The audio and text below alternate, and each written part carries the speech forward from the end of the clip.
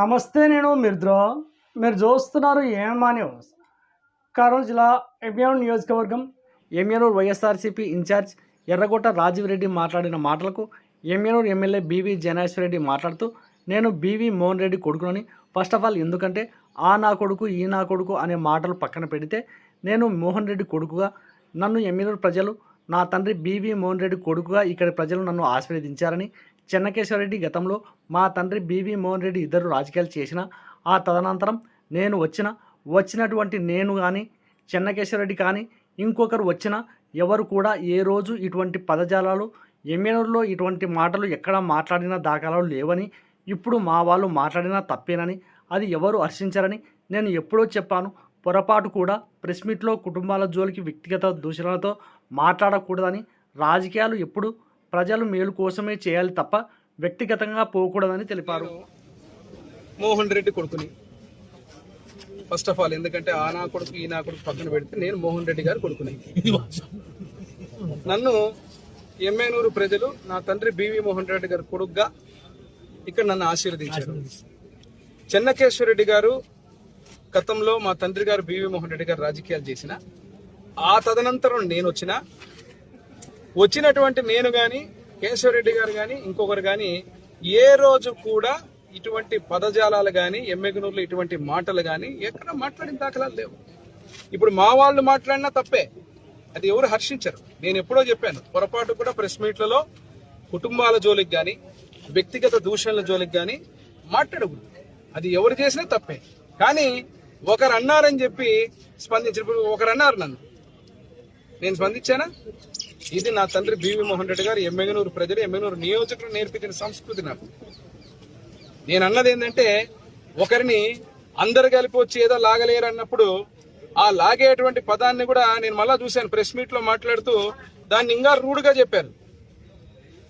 ఒకడు వెంట్రుక అంటే ఇంకొక ఆయన ఏదో మాట్లాడాడు. ఏం మాట్లాడు భాష? ఏం మాట్లాడు చెప్పాలా? సోదరుడే చెప్పాలా? మరి ఇప్పుడు ఆయన తప్పు చేశాడు, మేము మా నాయకులకు సర్ది చెప్పి ఏదో నాయకుని మెప్పు కోసం ఏదో ఒక మాటలు ఎవరైనా మాట్లాడినా తప్పే. నేను ఆ రోజు చెప్పాను ఇటువంటివి జరగకూడదు. కానీ మాట్లాడిన తర్వాత మీరు వెంట్రుకను బొచ్చన్నది మీరు, ఆ మాటలు మాట్లాడి ఇంకా ఏదో పగిలిపోతాయి అన్నప్పుడు నీ పక్కన కూర్చున్న వాళ్ళు కూడా సపోర్ట్లు కొడతాంటే మీరు ఆనందిస్తున్నారు. నేను లేనప్పుడు మా నాయకులు మాట్లాడారు, నేను ఖండించేదాన్ని, తప్పది. కానీ మీరు అక్కడ ఉండి నీ చుట్టూ కూర్చున్న వాళ్ళు కూడా చప్పట్లు కొడుతున్నారు. అదే చెప్తున్నా, ఈ సంస్కృతి అనేది ఎమ్మెల్యే స్థాయి. ఇప్పుడు మీరు మాట్లాడండి, ఏదో ఒక మాట అన్నారు, ఏదో ఆ కొడుకు ఈ కొడుకు. నేను ఎవరి కొడుకు కాదు, మోహన్ రెడ్డి కొడుకు ఫస్ట్. అదే విధంగా మోహన్ రెడ్డి గారి కొడుకుగా ఏ వ్యక్తి అయితే మాట్లాడినా ఆ వయసులో నేను ఎమ్మెల్యే అయిపోయినా. ఇక్కడ చిన్నపిల్లోడు ఇంకా కొద్దిగా ఏంటంటే, నేను కూడా ఒకప్పుడు నన్ను చిన్నపిల్లోడు అన్నాడు వాడి తాతగారు. ఇట్లా ఆవేశకరమైన మాటలు మాట్లాడడం అనేది ఎవరికి మంచిది కాదు.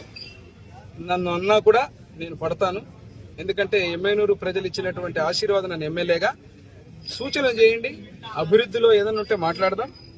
అభివృద్ధిలో మీరు ప్రతిపక్ష పార్టీకి ఏదన్నా మీకు డెఫినెట్గా హక్కుంటుంది. ఈ నియోజకవర్గంలో ప్రతిపక్ష నాయకులు నోటికొచ్చినట్టు మాట్లాడుతున్నారు, నోటికొచ్చిన మాట అంటున్నారు.